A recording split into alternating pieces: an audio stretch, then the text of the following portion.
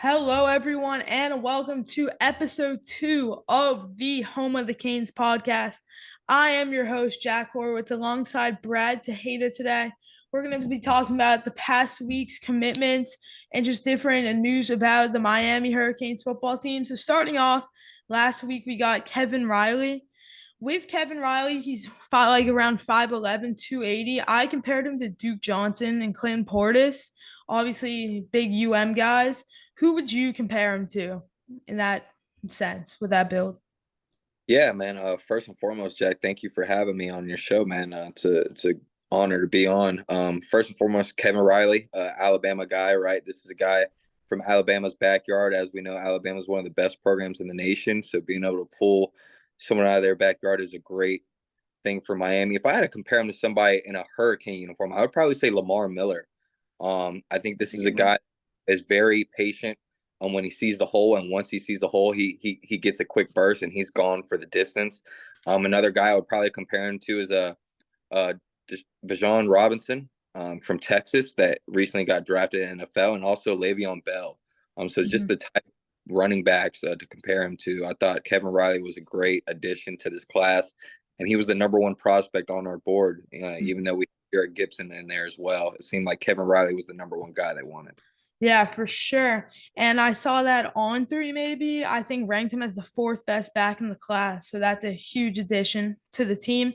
And our running back game wasn't that strong this year. So I think he'll be a great addition, big signing or big commitment that we got. Also, Kamarion Franklin, the DT or D lineman, the five-star D lineman. We heard rumors about him. He's having his he had his fifth Miami visit scheduled for this week, going to Auburn. I think was it yesterday or today. How do you compare him to Justin Scott, who's also were rumored to get, who made a few visits? Yeah, I mean, those are two very good comparable guys. I would say another guy to watch out for with, as well as like TJ Lindsey as far as the comparable perspective. But I think Justin Scott, there's a few other schools, Notre Dame and Ohio State, that were battling. A few weeks ago, if you would have asked me about both of those guys, I would have felt very confident more in Justin Scott than Kamarion Franklin. And now and today, speaking to you, I would probably say Kamarion Franklin is more likely to be a Hurricane than Justin Scott.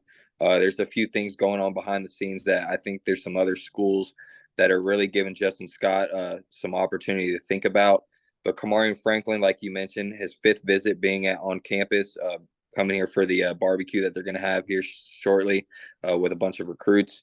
That's a good sign. He loves the way Taylor is, and then also Coach Woodle, who's the tight end coach. He is actually the lead recruiter in that recruitment. He is from Mississippi, which is where Kamarion Franklin's from. So having a guy like Coach Woodle to be that right hand man is good to have. Yeah, for sure. And it looks like Coach Cristobal has been going for a ton of defensive line, defensive tackle guys. So we'll see how that pans out. Obviously, with us being a top defense with Kinchins and everyone like that last year. Also, someone we got to add to that defense, Ryan Mack Mm-hmm. from St. Thomas Aquinas, the son of Rod Mack, who obviously played at the University of Miami, three-star DB. What do you think he's going to add to the secondary with Kinchins? Like, where do you think he's going to line up with all of those guys? So someone like Ryan Mack, like you mentioned, Coach Rod Mack's son, this is someone who's been around the game of football, not only football but Miami Hurricanes football for his entire life. So it just fit like something that just it's kind of like another piece to the puzzle. It's someone that it was meant to be a Miami Hurricane. Glad to have him on board. But this is someone that also has relationships with other recruits that we're going after, right? When you talk about the word relationships and Coach Rod Mack and his son Ryan Mack, you got to think about the Miami Gardens Ravens, right? You have other guys like JoJo Trader, Jeremiah Smith, LaWayne McCoy, and a few others that Miami's targeting and going after. So being able to add a guy like Ryan Mack in the cornerback room helps you with the relationships portion. And then also, he just knows the game of football. He's got a very good sense of football IQ, good measurables. This is a guy that's had, good offers from other programs, and he's a track guy. And as we know, Mario and the staff really loves guys that can be multi-diversity when it comes to sports. And he's that's been in track for quite a while. I believe he runs about a 10.4, 10.5 in the 100.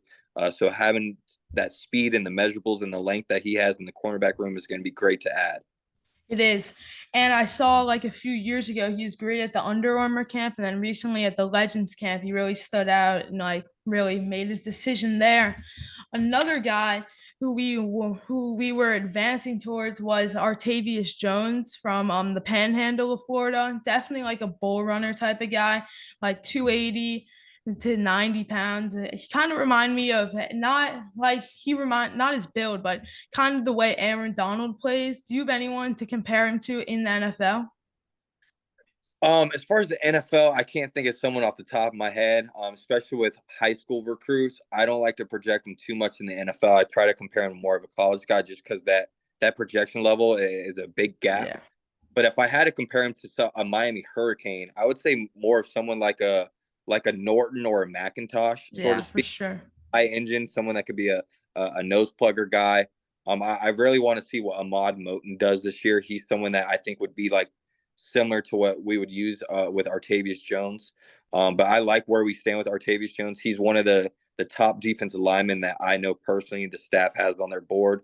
And I wouldn't be surprised if he's someone that maybe possibly announced a commitment here in July. Yeah, for sure. And to top it all off, obviously we got Cameron Pruitt. We're getting all these defensive guys. Where is our defense going to stack up this year in the ACC compared to guys like Clemson, Florida State? Those two in particular, those are our two programs that are returning a lot of depth and quality guys that have been productive last season. Where it seems like in Miami's point of view, especially on the defense and offensive side of the ball, we had a lot of injuries last year. So a lot of guys that we are wanting to be proven and rely on aren't necessarily the true freshmen or the sophomore guys, but it's just guys that have been in the program for 2 or 3 years. We're wanting to see that projection and development, but they were just injured last year. I mean, we got hit with the injury bug more than anyone in college football. So a lot of the guys that we're expecting to come in and contribute are either guys that have been in the program for a few years or they're transfer portal guys. So that's a good thing. I'm more interested to see how these freshmen and second year guys do as far as pushing the room and creating depth within. Yeah, I totally agree with you. I think with those guys, the other teams who I mentioned, Clemson, Florida State, definitely have a ton of depth. But I think with these commitments, we're adding just more solid depth like Pruitt to our defensive backs and everyone like that. And now to switch it off to the other side of the ball, we saw Jere Hawkins, I think, went to Florida. I got clowned on that for Twitter a ton when that happened. Do you think we're going to get any more wide receiver prospects this commitment class, or is that it? No, absolutely. I expect Miami to probably add, when it's all said and done, 4 to 5 wide receivers. Um, you currently have Chance Robinson on board right now that's currently committed to Miami. I believe they're still going after LaWayne McCoy, who's currently a Mhm. Florida commit, and then also JoJo Trader, who hasn't committed anywhere yet. Those are going to be guys you're going to want to go after, along with Jeremiah Smith, who's currently committed to Ohio State. These are all guys that have played together with Ryan Mack, who's currently committed in the class, and Vincent Schaefer's, who's currently committed to the class. All these guys played for the Miami Gardens Ravens. But the Jeremiah Smith situation, you're going to have to wait till the end, along with a guy like Ryan Wingo.